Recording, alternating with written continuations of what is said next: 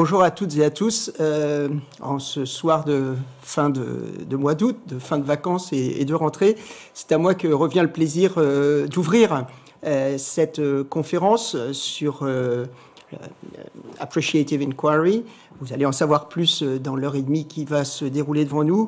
C'est pour moi une occasion de remercier tout particulièrement les 600 personnes qui sont mobilisées à l'instant présent et qui nous regardent. Rassurer aussi celles et ceux qui se sont inscrites et qui ne peuvent pas être parmi nous parce qu'il y aura un replay qui sera rediffusé, bien entendu, au présent, mais aussi au non présent.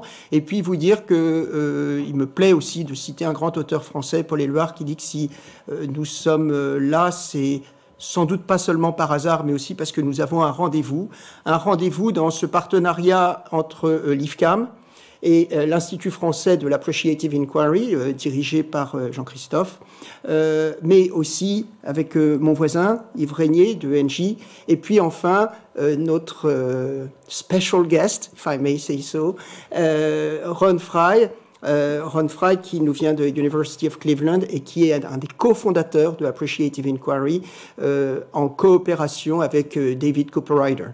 Et c'est aussi une occasion, et j'en finirai par là avec ces mots d'introduction, de remercier très vivement les équipes qui nous ont accompagnés. Naturellement, les équipes de l'IFCAM, je souhaite chaleureusement les remercier pour leur engagement à nos côtés, mais aussi celles de l'IFAI et bien entendu nos deux conférenciers à mes côtés. Je vais passer la parole à Jean-Christophe qui sera le modérateur de l'ensemble de ce webinaire. Jean-Christophe.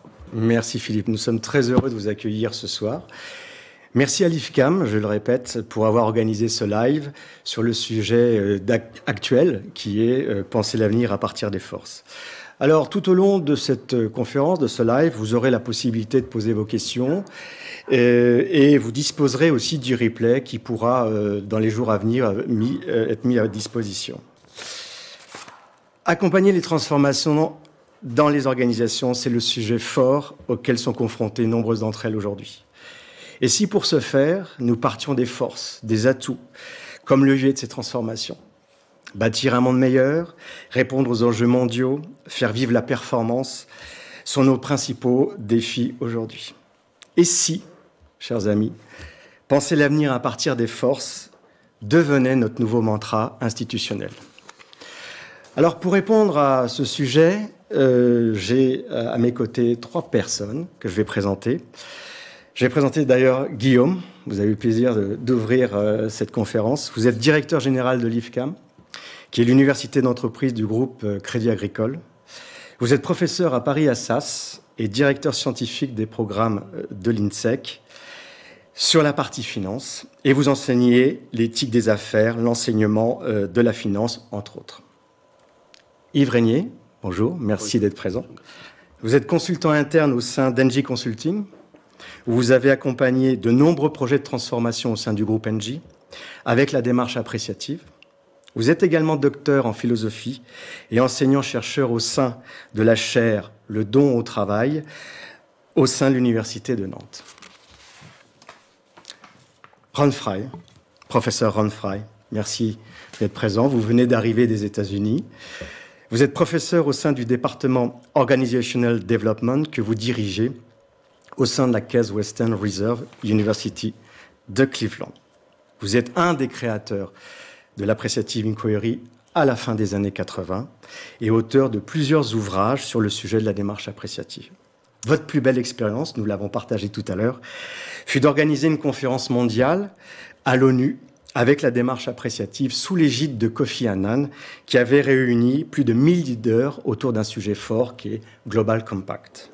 Enfin, vous êtes notre partenaire de l'IFAI depuis 10 ans, pour lequel vous intervenez en France tous les ans. Merci d'être présent, Ron Frey. Et Jean-Christophe, vous êtes donc cofondateur avec Jean Pagès de l'Institut français de l'Appreciative Inquiry. Vous êtes vous-même enseignant en Appreciative Inquiry, formé à la Case Western Reserve University of Cleveland par les professeurs dont Ron, qui est parmi nous, mais également David Cooper-Ryder, qui sont tous les deux les co-créateurs de l'Appreciative Inquiry. Vous êtes également psychopraticien, agréé par la Fédération française de psychothérapie et de psychanalyse. Merci Guillaume. Alors, chers amis, nous allons vous poser quelques questions. Et j'avais envie de me tourner vers Ron pour lui poser la question suivante. Quels sont les fondamentaux de la démarche appréciative? En quoi l'approche appréciative est particulièrement pertinente dans les organisations aujourd'hui, Ron? Merci beaucoup, Jean-Christophe. Merci beaucoup to the organizers. I'm very happy to be here, honored to be a part of our conversation. In terms of some basic principles or foundation ideas for appreciative inquiry, it is essentially a strength-based theory and method for organization and human transformation at any level, one-on-one, small groups, large groups, supply chains, communities, but it's a strength-based idea. The premise is that people perform best and therefore organizations are at their best when they are able to exercise their strengths, when they are in connection with their strengths. And so this method is about how do we bring multiple stakeholders of any number together and help them discover shared strengths. When they uncover shared strengths, they immediately see the future differently. They see new possibilities. Same people that you could call into a room and say, here's a whiteboard, let's imagine this company a year from now or 3 years from now. If you first bring them together and explore and search for shared strengths, when they're at their best collectively, they will imagine twice as many ideas about the future, 40 to 50% more stretch or bold ideas. So what we've uncovered is the power of strengths, that if you can connect people to their strengths, more collaboration, more innovation, more creativity is possible. Some of the underlying principles that we work with, several have to do with the power of questions. That we, meaning families, couples, task forces, teams, departments, systems, communities, we move in the direction of what we most frequently ask questions about. We live into the world that our questions create. If a company sincerely examines low morale, they will naturally learn and be able to reduce low morale. If they want to create high engagement and they study high engagement, when and where it happens, they'll move in that direction. So the questions that we ask are fateful in that sense. And appreciative inquiry focuses on strength-based questions so that, again, when we find common strengths, together we're seeing the future with new eyes, with new possibilities. It's a very powerful idea for any change leader or change facilitator. You can ask any question in any situation. I can go into any organization and I can ask about employee sabotage, and I'll find it. I don't mean anybody. If we seriously ask a question, we will find what we're looking for. We can turn around and ask for exceptional moments of self-directed teamwork, and you'll find it in any system. So it's not a matter of there's a reality out there that's either good or bad. We shape the reality through the questions that we're asking. Now, in that regard, I would comment on another basic observation about appreciative inquiry, is that it's very often misinterpreted as just positivity, that it's just about looking at the good side of things, the good side of life, Monty Python song. And what I want to clarify is positivity is a means to an end. The end is what we call a generative connection. when two or more people working together truly lift up a new idea that challenges the status quo, and in doing so, they are intrinsically motivated to work together on the idea. So it's a very special kind of connection. It's not ordinary in most organizations, and it doesn't need to be ordinary. But when you need breakthrough innovation, when you need transformational change, these generative connections are necessary. And they do require that people are experiencing positivity. You can't get that connection if people are experiencing more negativity than positivity. Just a few more observations. The practice, or the community of practice, has now been around for almost 30 years. And a couple of things that we're seeing that I think are important to mention. Number one has to do with resistance to change. People don't actually resist change. What they resist is being changed. That feeling of being controlled or told or directed, oftentimes against their will. So how do you turn that around and get people with a will to change? And we believe that this strength-based approach has demonstrated one way of doing that. And the other general conclusion, I guess, from 30 years of field study is that we don't learn very much about success by studying failure. We don't learn about success by studying the lack of it. If you want to learn about success, you need to inquire into success, those moments when people are most successful. So if we strive, if in English, if we use words like good, great, excellent, world-class, exceptional, if that's what you're striving for, then that's what you need to ask questions about. Not about the lack of it, but the presence of it. Today's organizations, I think the call and the opportunity for AI is greater than ever before. This last decade, and arguably the first decade of the 20s included, has been unprecedented disruption. Unprecedented. And this goes way before the global pandemic. We have inflation, volatile markets, shrinking half-lives of technical innovation that we never imagined, the artificial intelligence, the other AI, and digital revolution, the data overload, burnout stress, toxic relations in and out of organizations. They've all led to disengaged workforces. Our global surveys of engagement have not changed significantly for the last 15 years.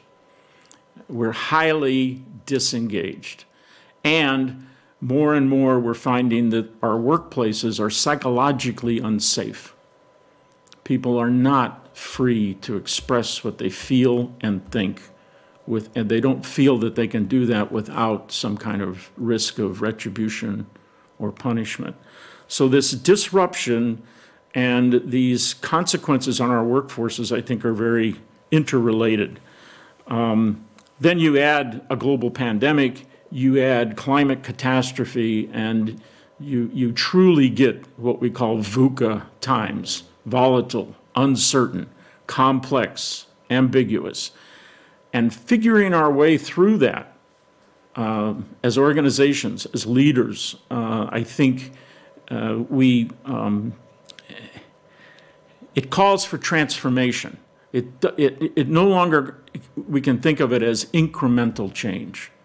We need something fundamentally different. We had 16,000 scientists recently sign an article in Bioscience Journal, and they're calling for, quote, a transformational change for humanity. Transformational.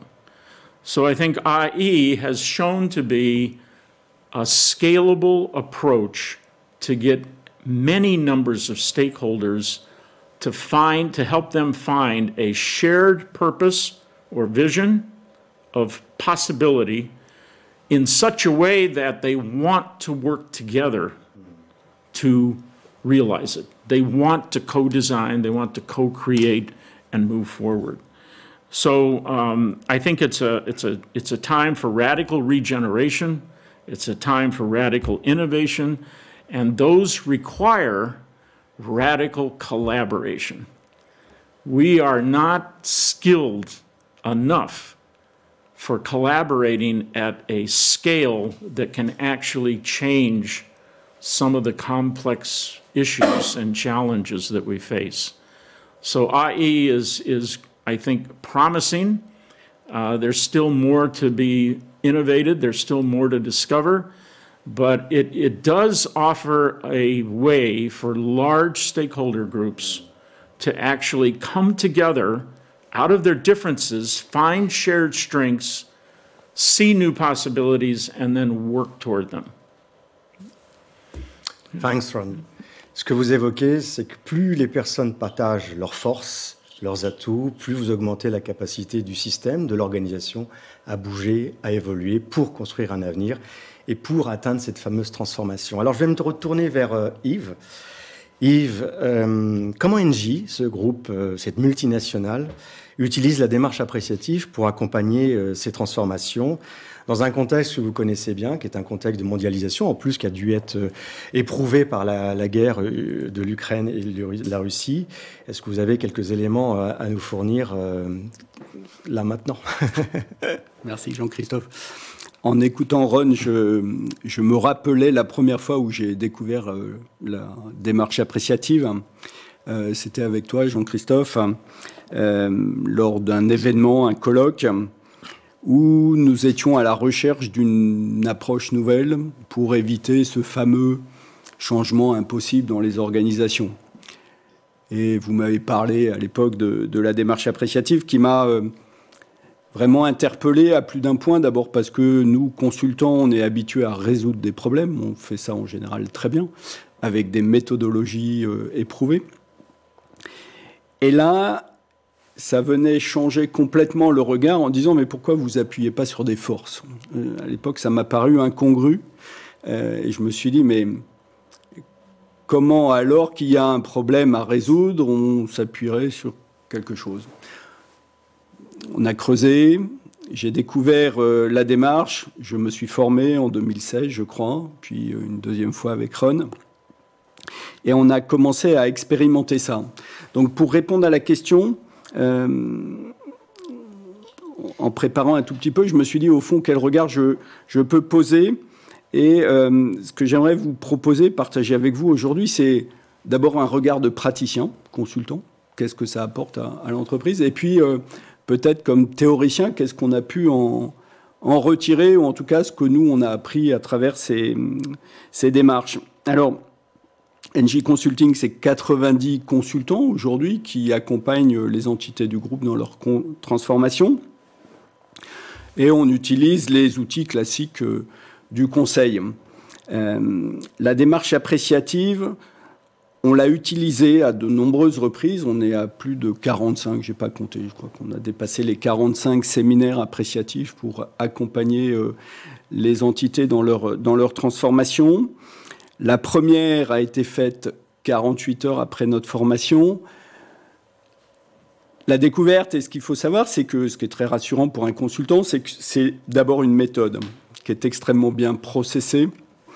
Tout est minuté, tout est cadré. Mais si on veut que la méthode agisse, il faut comprendre aussi que derrière cette méthode, il y a une approche. Et Ron en parlait. C'est-à-dire que regarder le côté positif des choses change l'avenir. C'est l'expérience qu'on a faite. Et quand on fait cette expérience-là, on se dit, voilà un outil, voilà une approche qui permet de changer les choses radicalement en amenant chacun à coopérer. Là où avant, c'était plutôt des démarches qui encadraient la décision. Donc on a fait 45, ça permet d'intervenir dans tout type d'entreprise, entités, à la fois des directions fonctionnelles, mais aussi on est intervenu dans des sites de stockage, des entités de production, dans une centrale nucléaire. Ce qui est très fascinant dans notre métier, c'est qu'on est souvent confronté à travailler par strates de niveau hiérarchique. Alors la démarche appréciative permet de mettre dans une même pièce tous les acteurs, tous les niveaux hiérarchiques, les partenaires sociaux. À chaque fois, il y a une question qui est de dire, mais si on met des gens qui pensent différemment les choses, est-ce que ça va bien se passer ? L'expérience montre que oui. Mais pourquoi ? Parce que quand on regarde ce qui fonctionne déjà bien dans l'organisation et qu'on s'appuie dessus pour construire l'organisation de demain, ça crée une énergie incroyable. Donc ça, c'est ce qu'on a constaté. Qu'est-ce qu'on a constaté ? Un engagement fort des équipes, et ça, c'est indéniable. Elles sont heureuses de partager leur succès et leur réussite. Je me rappelle d'un séminaire appréciatif où une personne qui allait partir à la retraite dit « C'est fou d'avoir attendu toute ma carrière pour qu'à un moment, on s'arrête sur une réussite. Je n'ai jamais vécu ça. J'ai réglé des problèmes toute ma vie, j'ai réglé des dysfonctionnements, mais pas une fois on m'a dit qu'est-ce qui marche déjà bien dans l'organisation. » C'est assez nouveau. Il faut switcher son regard, changer son regard, mais c'est vrai qu'une fois qu'on a fait ce changement, ça paraît assez simple. Alors, ce n'est pas antinomique avec une approche qui règle des problèmes, parce qu'il y en a aussi, mais plus on va s'attaquer à ce qui fonctionne déjà bien dans l'organisation, plus on avance. Donc ça, c'est le côté pratique, et c'est vrai qu'aujourd'hui, chez Engie, on ne se pose plus la question, faut-il ou pas utiliser la démarche appréciative, parce que dès lors qu'il convient d'emmener une communauté de travail vers un avenir à créer ensemble, c'est quelque chose qui a fait ses preuves. Alors après, parce que forcément, on se dit, mais qu'est-ce qu'on peut en tirer ? Moi, il y a 3 choses aujourd'hui, alors il y aurait beaucoup à dire, mais 3 choses qui m'intéressent par rapport à cette démarche de l'AI.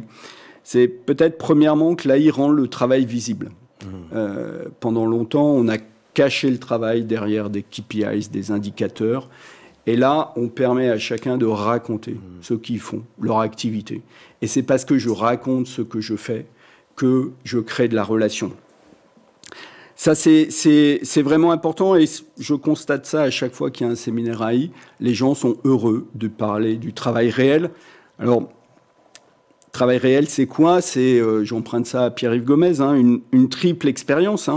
Une expérience subjective, parce que c'est toujours quelqu'un qui travaille. C'est une expérience objective, parce que ça produit quelque chose, le travail, sinon c'est du loisir. Et puis enfin, c'est une expérience collective, parce qu'on ne travaille jamais seul, mais toujours avec quelqu'un ou pour quelqu'un. La démarche appréciative est un temps où, dans l'organisation, ceux qui travaillent ensemble ont l'occasion de faire émerger le travail réel. Donc ça, je trouve que de ce point de vue-là, point de vue plus théorique, c'est très intéressant. La deuxième chose qui me paraît très intéressant aussi, c'est que il me semble que l'AI permet de prendre soin des 3 besoins fondamentaux de l'être humain. Vous connaissez forcément les travaux d'Edouard Dessier et Richard Ryan sur les 3 besoins fondamentaux. L'autonomie, la compétence et un 3e besoin, les Français ont du mal à traduire « relatedness ». Moi, je traduis ça par une dépendance confiante. Et je crois que ça, c'est une des pépites de la démarche appréciative, c'est qu'il y a un moment dans la conversation qui s'établit lors des entretiens 2 à 2, puis aux tables, il se crée une qualité dans l'échange qui crée une dépendance confiante. C'est-à-dire que je dépends de l'autre en confiance, relatedness. Et ça, l'AI permet de faire cette rencontre de l'autre en partant du meilleur de l'activité, du meilleur de ce qui se passe. Et puis enfin, peut-être, et ça c'est quelque chose, nous, qui nous intéresse beaucoup, parce qu'on court après la coopération. Or, on est très fort pour coordonner les choses. Et il me semble que l'AI permet d'avancer vers la coopération. Pourquoi ? Parce que si on compare un peu la coordination et la coopération, on s'aperçoit que la coordination est à privilégier dans un monde compliqué. Là où la coopération est à privilégier dans un monde complexe, dans un monde VUCA dont parlait Ron. La coopération, la coordination évite aux individus de coopérer, alors que la coopération suppose de se mettre d'accord tout de suite et maintenant. mais la coordination permet aux individus de rester protégés dans leur verticalité, alors que la coopération met les individus en face à face. Je crois que l'AI, par la qualité des conversations qui s'établissent, arrive à créer une zone sécurisée où les individus peuvent être en face à face et être en relation les uns avec les autres. Et c'est cette qualité de la conversation qui manque souvent dans les organisations, ce qui permet à chacun de s'engager, de partager, et ainsi de suite. Je vais terminer avec 2 citations de Kenneth Jergen. Je vais mettre mes lunettes, ça va être plus simple pour moi. C'est par le dialogue et les conversations que de nouvelles relations sont créées, et c'est à travers elles que l'avenir de l'organisation commence à émerger. On est vraiment dans l'acceptation de la complexité. Et il s'empresse d'ajouter, les participants ne partagent pas des rêves futiles, qui peut être un reproche de cette démarche. Ils utilisent le meilleur de leur réussite passée pour générer les perspectives d'avenir les plus réalistes et les plus accomplies. Voilà. Et pour conclure, je dirais que cette démarche, elle est très incarnée dans l'entreprise, et c'est pour ça qu'elle marche, parce qu'elle s'appuie sur les réussites effectives des équipes. Voilà ce qu'on pouvait dire. Super, merci Yves. Ce que vous évoquez, Yves, c'est que la démarche appréciative permet de mettre le travail en discussion. C'est ça. Dans le meilleur de lui-même.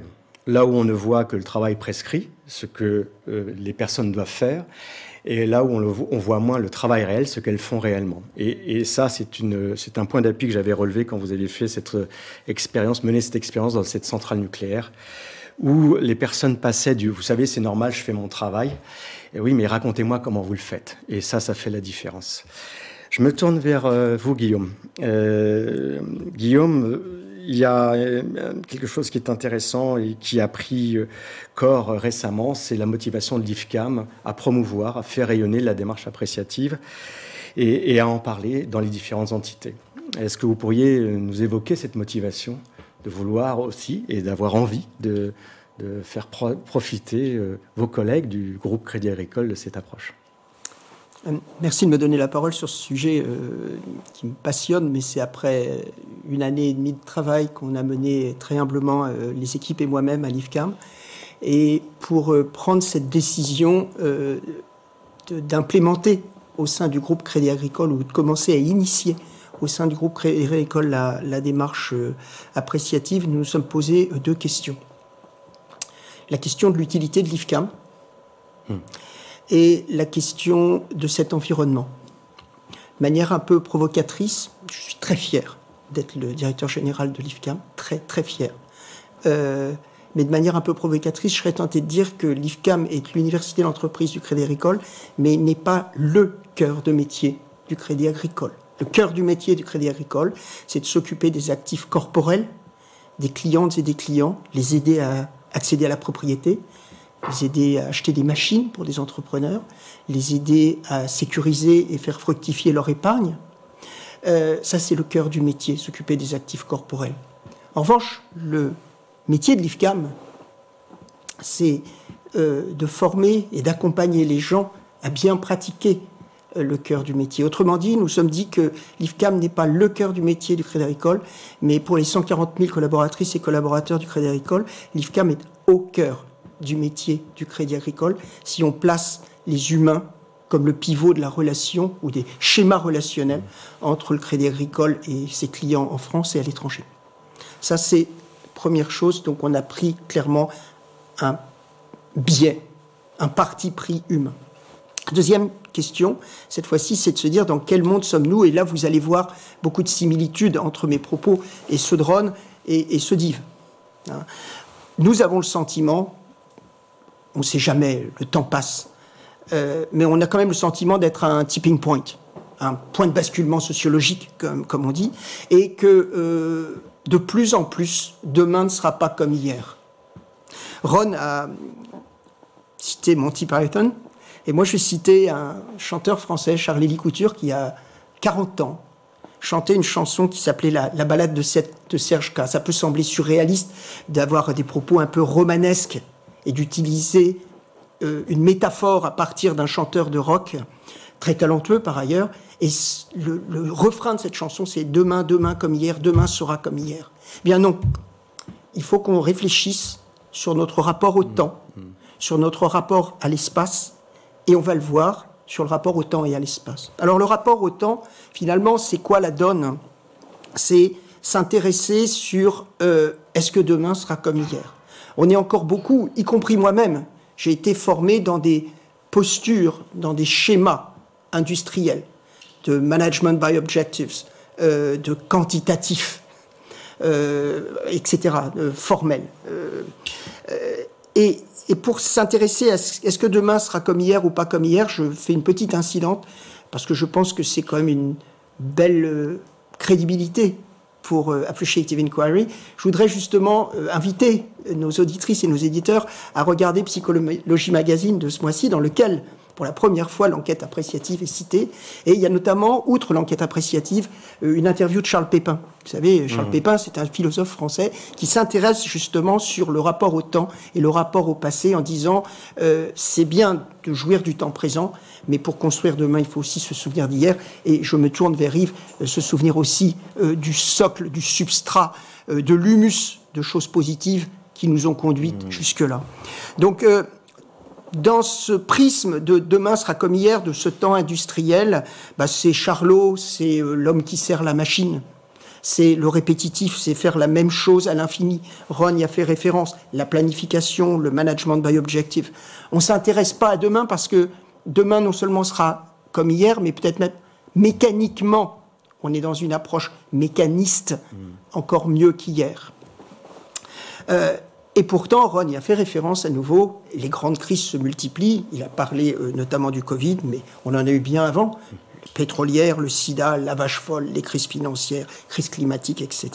Et dans ce monde-là, dans ce monde où demain était comme hier, il me plaît de mobiliser une auteure qui s'appelle Patricia Pitcher, qui a écrit un très très bon livre et qui va être très inspirant pour les dirigeants et les managers qui nous regardent. Ça s'appelle « Artistes, artisans et technocrates dans nos organisations, rêve, réalité, illusion du leadership ». Et dans ce monde-là, le rôle du manager, c'est de faire bien. C'est déjà beaucoup. C'est bien entendu la métaphore de l'artisan. C'est déjà beaucoup de faire bien. D'accord ? À titre indicatif, vous avez un autre très bon bouquin de Christian Mayer qui s'appelle « Le manager à l'écoute de l'artiste ». En fait, il y a encore une métaphore, on va y venir dans quelques instants. Donc dans ce monde-là, c'est le faire bien qui compte. D'accord ? Mais le problème, c'est qu'avec l'ouverture des frontières, avec la globalisation, les années 80, les années 90, la théorie des parties prenantes, etc., tout change la donne. On est dans un monde nouveau. Cette fois-ci, c'est le rapport à l'espace qui se réduit. On est dans un rapport à l'espace illimité. Tout est à notre porte. On est dans une individualisation. Pour reprendre des termes psychologiques, on est même dans une individuation de la chose. Le meilleur est possible, mais les gens ont aussi un sentiment de crainte. Pour reprendre un livre qui a 30 ans environ, d'Alain Minc, qui s'appelait « La mondialisation heureuse », on est passé de la peur d'une guerre nucléaire à aucune peur personnelle, à l'éloignement du risque d'une guerre nucléaire, mais chacun a les barbares à sa propre porte. Donc on sent bien que les gens ont un sentiment que demain ne sera pas comme hier. Et dans ce monde-là, on arrive finalement à complémenter, si vous me passez le néologisme, le faire bien du mieux faire. L'artisan, le technocrate. C'est-à-dire encore faire mieux, encore plus faire ce qu'on fait déjà, encore plus optimiser ce qu'on fait déjà, dans l'espérance, je n'ai pas dit l'illusion, que demain sera encore comme hier. Dans ce monde-là, et Yves a mobilisé quelque chose qui m'est très cher, notamment pour le groupe Crédit Agricole, qui, ne l'oublions pas, est un groupe coopératif, préfixe co, avec. Nous opérons ensemble. Dans ce monde-là, des années 90, 2000, 2010, on est dans le monde de la compétition. Yves y a fait référence. On est dans le monde de la compétition, et pour m'amuser, comme un clin d'œil à Ron à nouveau, cette fois-ci je vais mobiliser un autre groupe qui s'appelle ABBA, qui avait chanté une chanson « The Winner Takes It All ». La seconde place est la plus mauvaise place. On n'a pas le droit de perdre, on est condamné à la réussite. On est dans un monde où il n'y a plus de rente, on est dans un monde où il n'y a plus de repos. D'accord ? quand je vous parle de ça avec passion, c'est pas un plaidoyer. C'est pas un plaidoyer propagandiste. C'est pas un plaidoyer politique. Mais on voit bien que tout le monde est sous tension, à commencer par nos managers dans les organisations en général, les grandes notamment, mais les plus petites aussi. Ces managers qui ont pour vocation de faire faire. C'est le rôle d'un manager. Le rôle d'un manager, c'est pour vocation de faire faire. Et qui se retrouvent finalement dans des dilemmes permanents, des injonctions paradoxales, à faire faire quelque chose qui est une optimisation, de plus faire, un monde qui est en train de, non pas de disparaître, mais de glisser vers un autre paradigme. Et c'est là, à notre avis, et c'est un peu la petite réflexion qu'on s'est posée à l'IFCAM, qu'on s'est dit que le contexte de l'individu et des leaders et des managers nécessitait de réconcilier le temps et l'espace. C'est-à-dire, on va être dans une culture du « et » plus que dans une culture du « ou ». Espace illimité, temps court. Avant, c'était plutôt espace limité, temps long. Comment réconcilier les autres ? Et la théorie des parties prenantes nous y aide. Comment se comporter moins comme des compétiteurs, mais comme des coopétiteurs ? Comment réconcilier cette donne entre la performance financière et la performance extra-financière ? Vous avez d'ailleurs vu tout à l'heure, implicitement, j'ai parlé d'un monde de résultats. Maintenant, je parle d'un monde de performance. C'est-à-dire que tout le monde a bien compris que dans ce monde-là, finalement, notre rôle, ça ne va pas être d'opposer le mieux faire au bien faire, mais de réconcilier le bien faire, le mieux faire, et envisager un faire autrement. On a beaucoup d'exemples en la matière. On peut citer plein. On peut citer le contre-exemple de Kodak, qui a toujours décidé de mieux faire la chimie et qui est passée à côté du digital, en quelque sorte. Et puis, on a l'exemple de Toyota, qui, avec la méthode Deming, était toujours dans le mieux faire dans les années 90 et qui s'est mis à faire autrement avec l'électrique. Donc, clairement, dans ce monde-là, nous sommes dit qu'on passait dans le monde de la reproduction à un monde de la représentation. Ça nous précède. Au XIXe siècle, quand la photographie s'est substituée à la peinture, les impressionnistes ont émergé pour s'affranchir, en quelque sorte, du joug de la tyrannie de la photographie. On a la même chose à faire. On peut, nous aussi, peindre la cathédrale de Rouen sous plusieurs prismes. Et c'est ça, pour nous, l'inspiration de l'Appreciative Inquiry, c'est comment être en même temps des managers qui continuent à faire faire, bien faire et mieux faire, mais devenir aussi des managers leaders qui commencent à être celui qui fait autrement et qui fait être, qui passe de faire faire à faire être. Alors après ce long développement, et j'en finirai par là, pour nous, l'Appreciative Inquiry, évidemment, ça peut sembler contre-intuitif quand on est dans les schémas précédents que j'évoquais, mais quand on rentre dans ce tipping point et en se disant « pourquoi pas ?» plutôt que « pourquoi ?» Pourquoi pas complémenter, je n'oppose pas, une démarche top-down, déductive, d'une démarche bottom-up, inductive. Pourquoi pas faire du manager qui fait faire au manager qui fait être?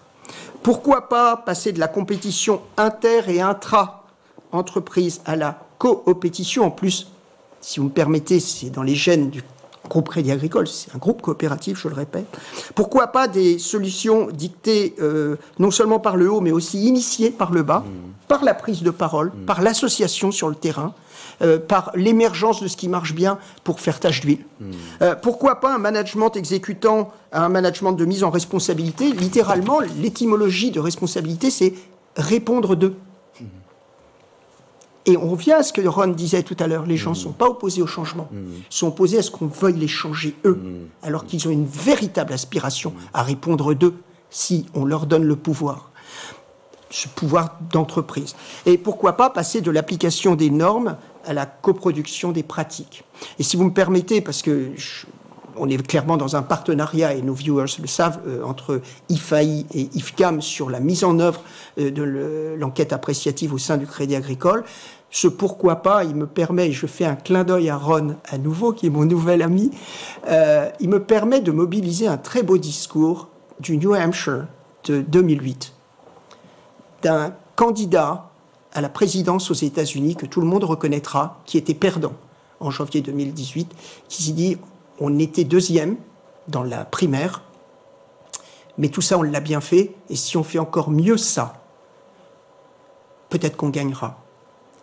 C'est le fameux discours de Yes We Can.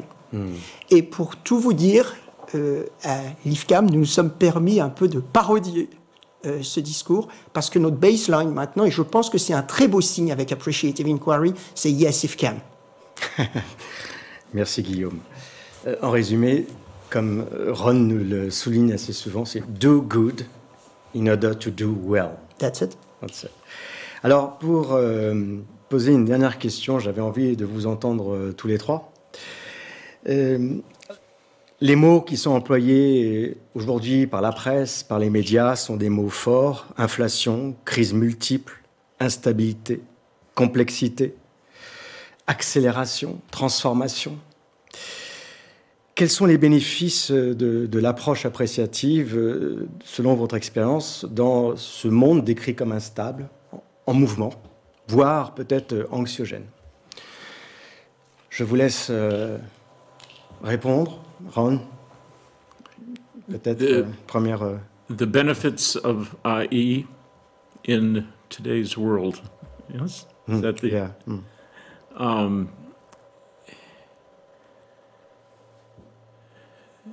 I think what strikes me the most is, on the one hand, we have very, very seemingly large, complex challenges that we're trying to deal with, but at a micro level, at the same time, everybody seeks to have a voice. Everybody wishes to be part of something meaningful, and everybody wants to be valued for their uniqueness, whatever personal talent or wisdom that they can bring.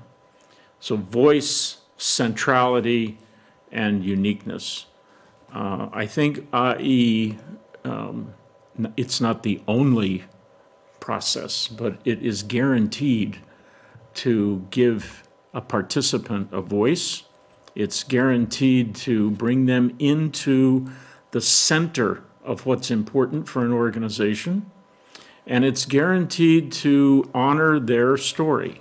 That's how we start. We start with stories, my story, about something related to the topic that we've been brought together to inquire into.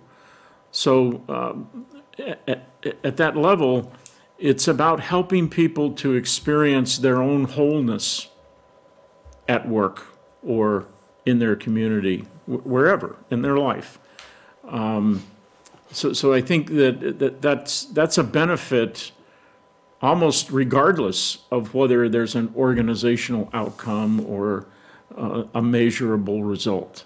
Now, having said that, IE definitely has been shown to bring about actual transformation in work process, in organizational outcomes. So again, I think our challenge is collaboration.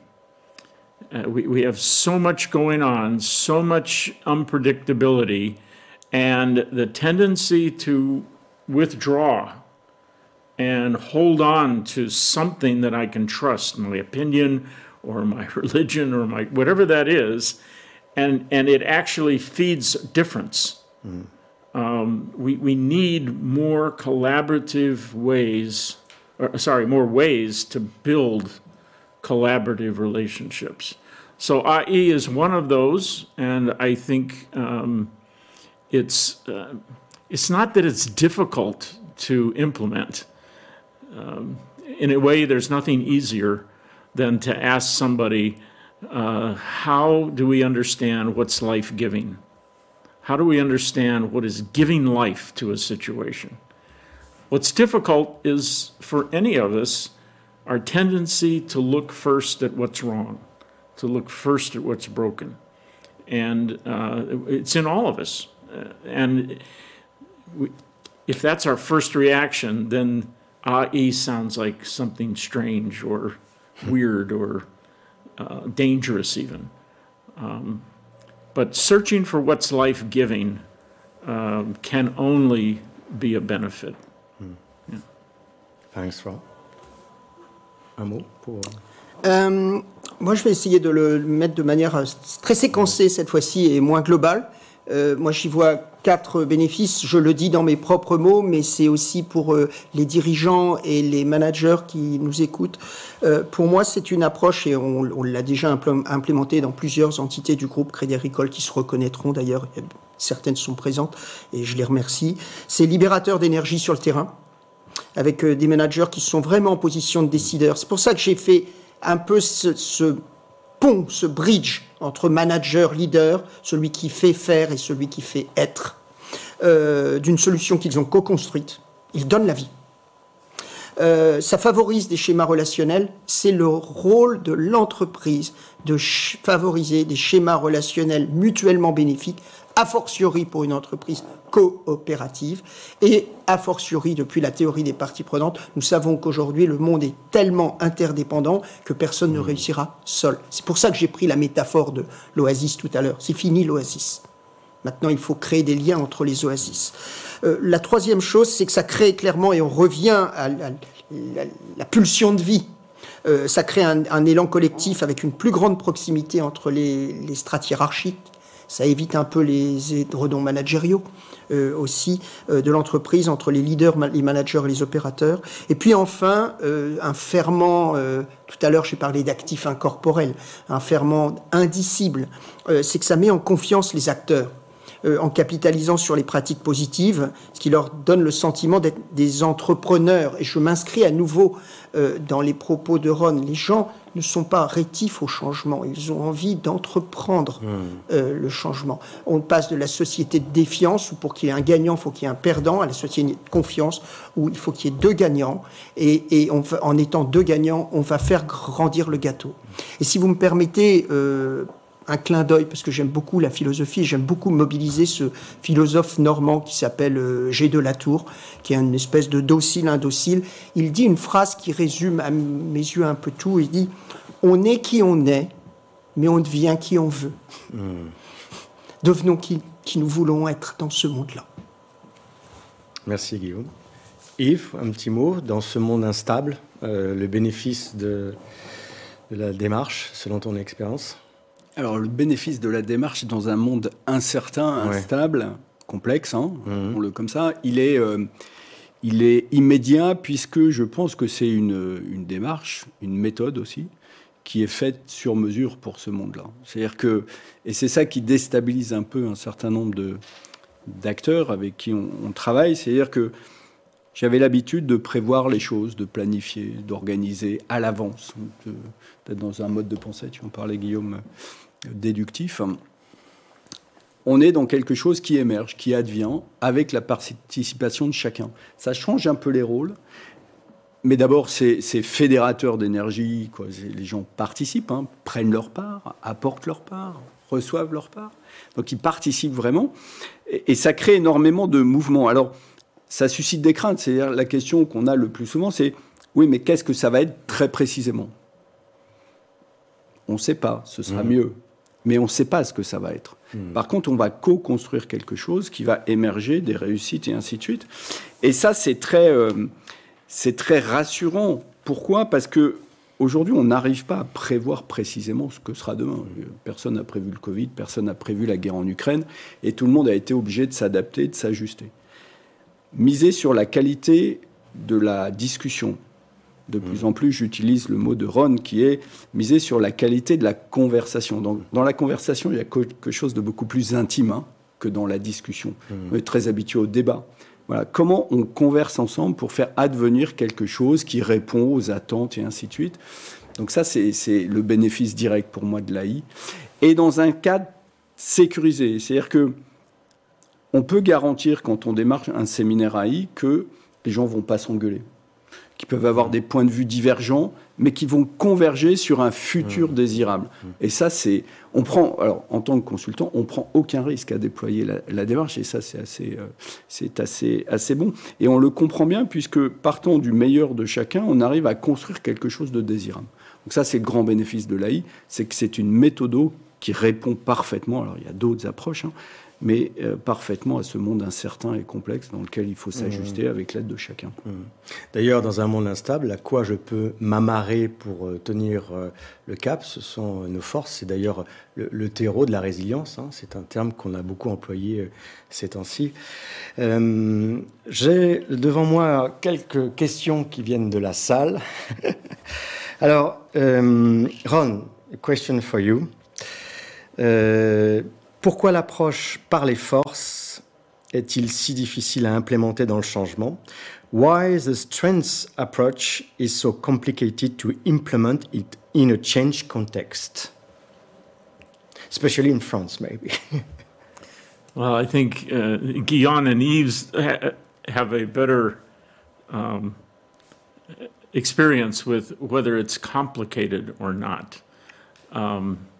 My understanding of complicated, I don't think there's anything more basic and, in fact, simple than asking people what's life-giving to them in a context, a customer service, a team effectiveness, an accounts receivable process. When have they been at their best? When have they felt at their best in their jobs? And learning from that, what are strengths that happen when we're at our best? I think what gets in the way a lot of times is this idea that, well, if we ask what's life-giving, we're ignoring what's distracting, what's problematic, what's, and IE doesn't pretend that there's no problems or there's no weakness or there's no, but it does stand behind the principle that if we discover and align our strengths, it's possible for the weaknesses to become irrelevant. And aligning strengths and exploring, inquiring into what's giving life to a certain part of organization functioning or a certain set of activities, it doesn't deny that there are problems, but it's a different way of addressing problems. And the research today suggests that when we meaning organizations and their leadership, when they bring about intentional change programs, they're only succeeding at best 30% of the time. So what have we got to lose? Why don't we try on a different perspective to see if we can get that up to 70% or 80% of the time? So I'm not sure I would agree that it's complicated. I think we have to overcome some habits. Managers need to understand that they're in charge, but they're not in control. Change is not going to come if you try to control everybody's behavior. It just isn't, and it hasn't for years now. So yeah, there's some letting go of some things that I think leaders need help with, but I would turn to my colleagues here because they've done it. They would know what part of it was more easy or natural and what part of it was more challenging. Merci, Ron. Une question de Sylvie pour Yves.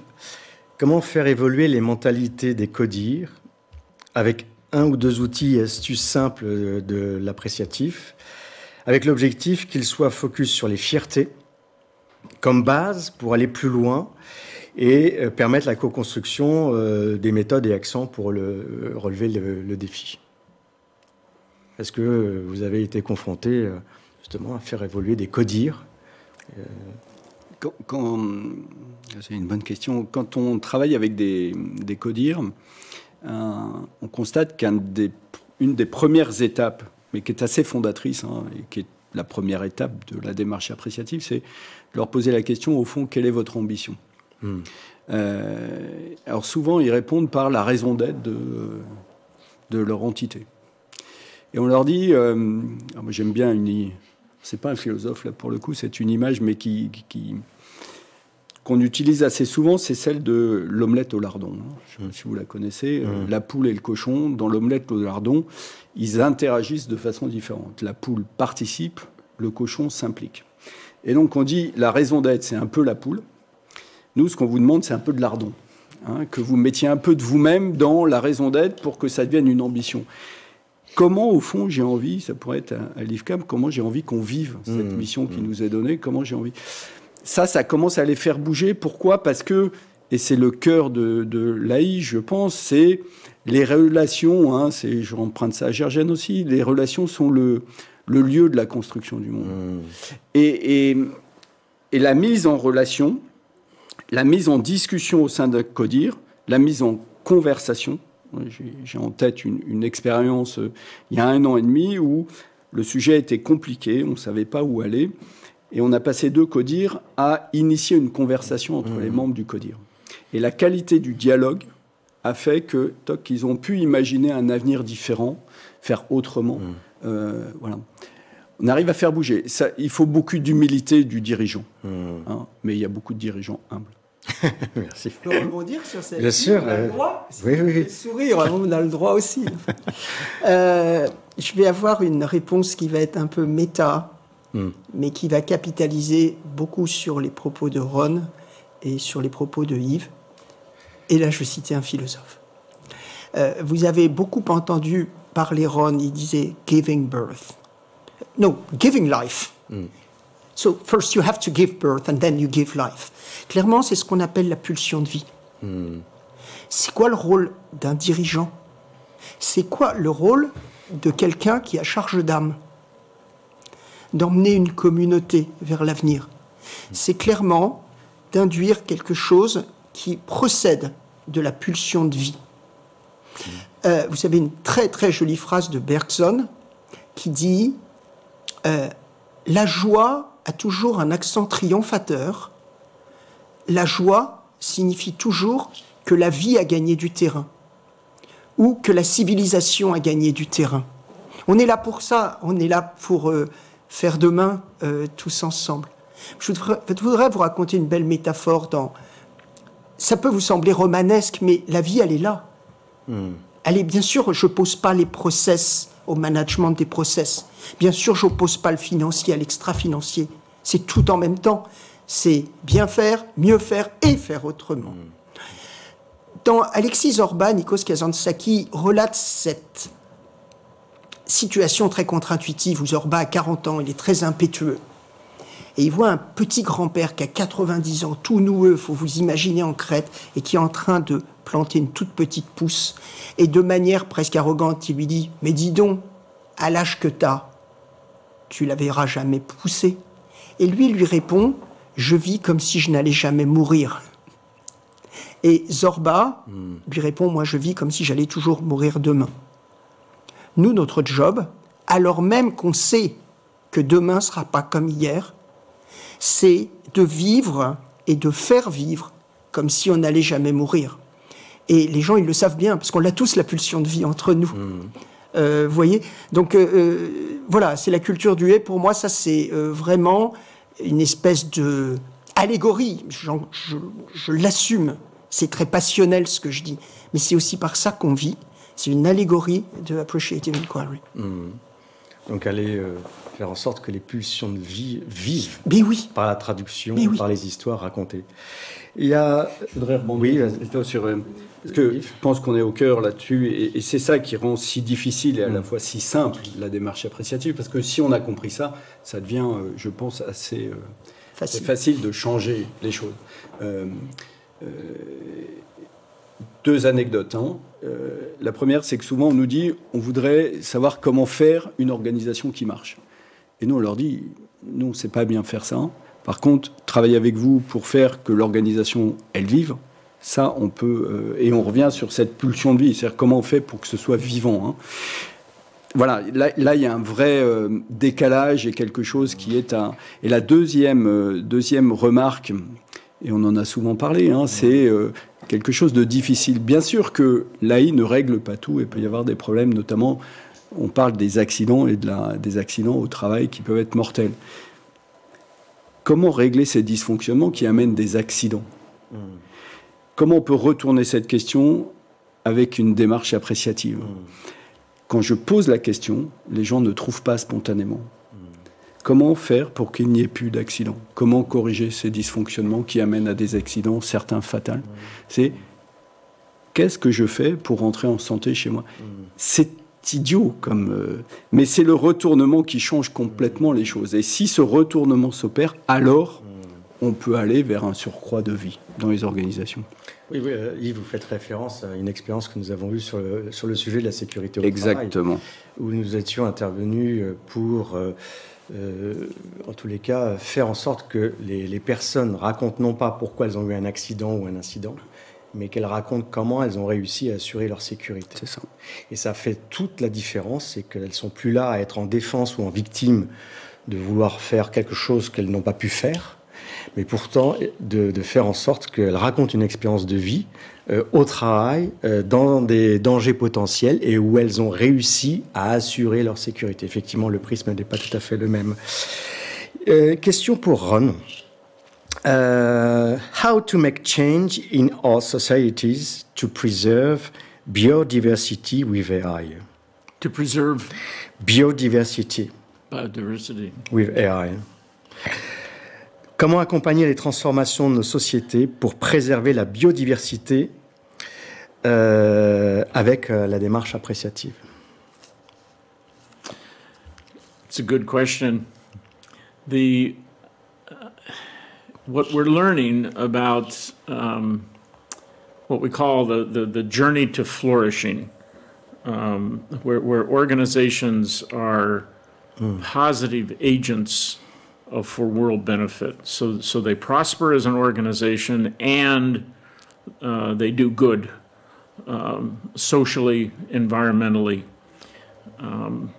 What we're learning about leaders who have sort of pioneered the way, Ray Anderson at Interface, Patagonia, and some other organizations that we've all read about, they have their stories they tell include what I would call a personal relationship with nature, an embeddedness with nature. Now, sometimes it's their grandchildren that sort of bring that out in them by doing things with them. But they have stories that speak to their lived experience with nature as life-giving. So I think a cue from that is that if we think about organization transformation, business, community, nonprofit, for-profit, in terms of doing good for the environment in order to do well, I think we have to help people rediscover lived experience with nature. And where maybe there really isn't one, then we need to help them create one, to find one. I think you can read all the theory and all the statistics and all the data, but what we're learning from these pioneering leaders is that there needs to be a real life experience of nature that was that was, in their own words, energizing and awe. It caused them to be in awe. And that's what propels their their purpose and their vision for their companies.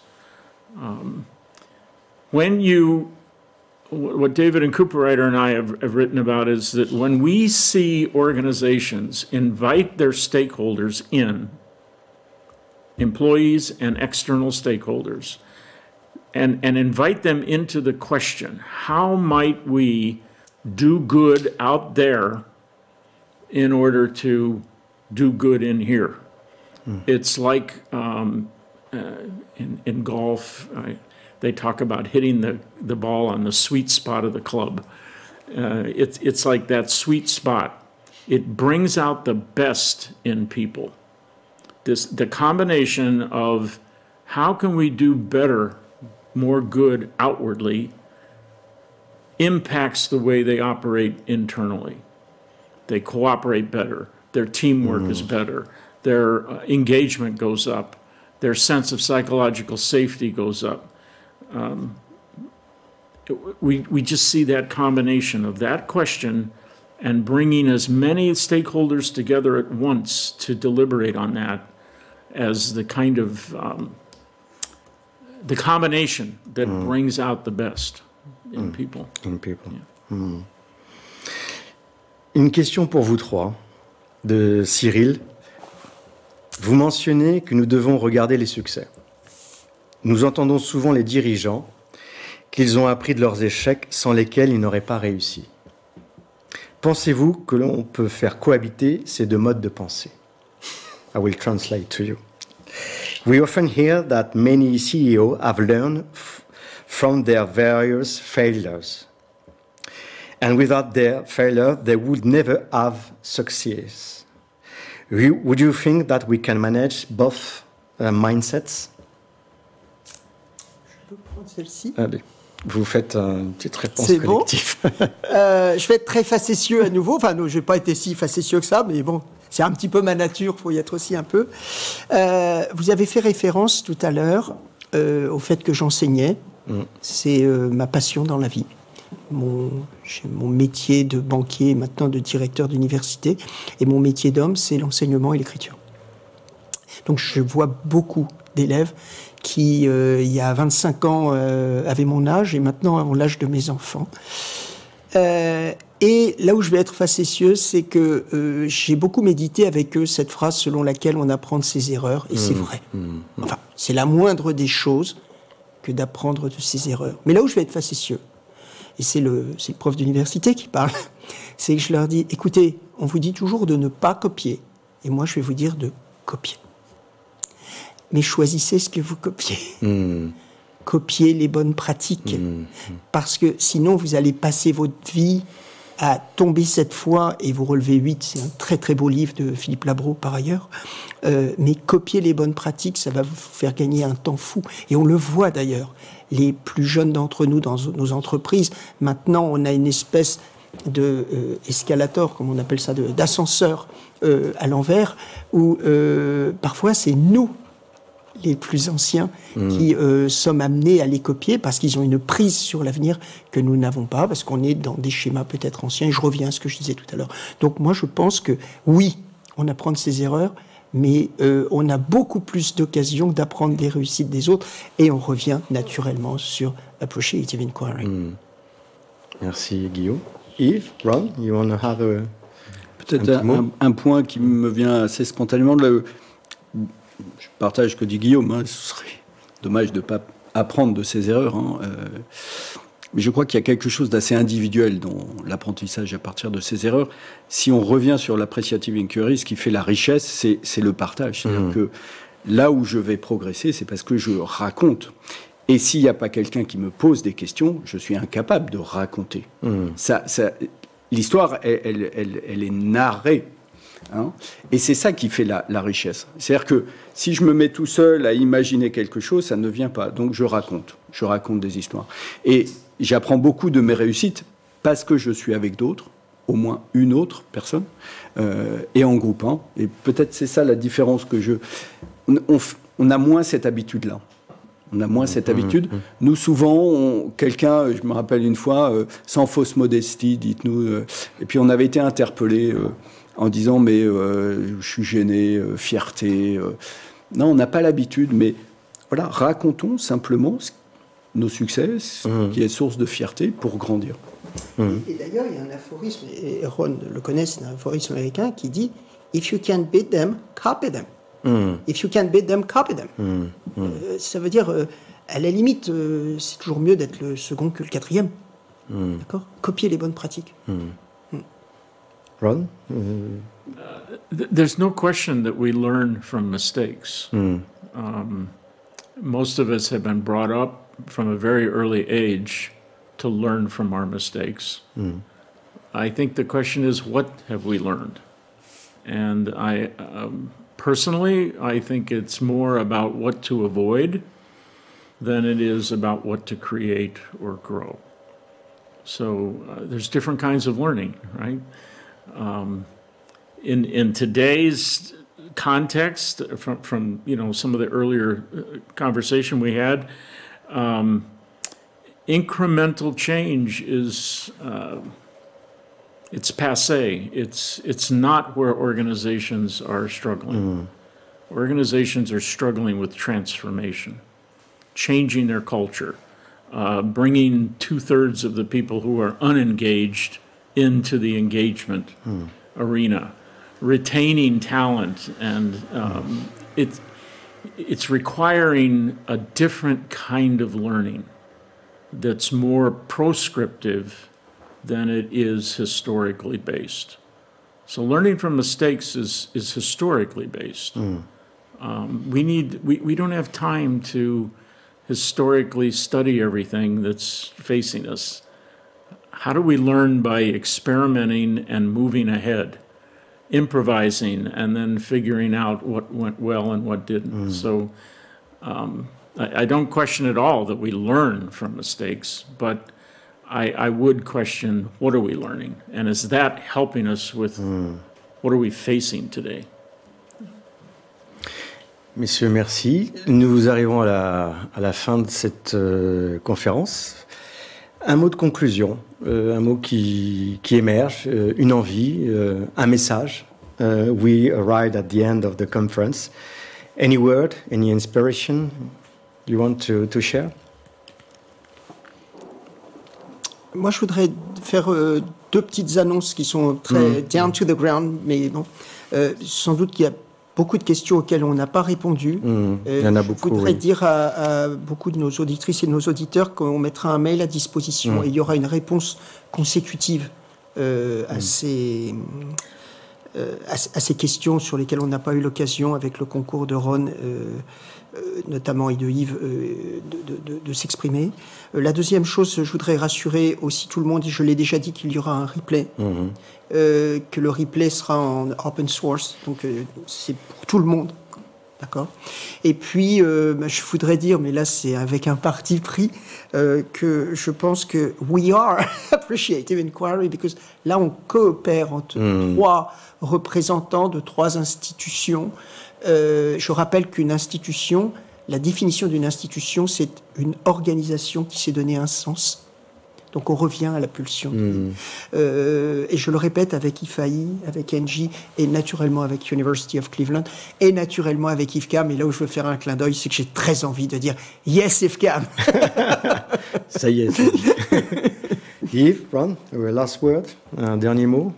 Peut-être avant que Ron conclue. D'abord, merci de m'avoir invité. Ouais. Je crois qu'ils sont précieux ces temps où on prend le temps d'échanger entre nous sur des... On en parlait avec Guillaume, on n'est pas concurrents dans la vie. Voilà. Et je crois qu'il y a une vraie bonne pratique à échanger quand on trouve des chemins pour faire changer les choses, accompagner ces évolutions. Voilà, donc moi je suis ravi d'être venu là.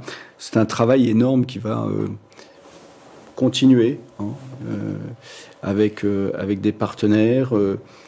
D'un point de vue, et ça j'y tiens beaucoup, mais ça c'est ma double casquette, d'un point de vue à la fois sur le terrain, dans les entreprises, dans les organisations, mais aussi au niveau de la recherche académique pour...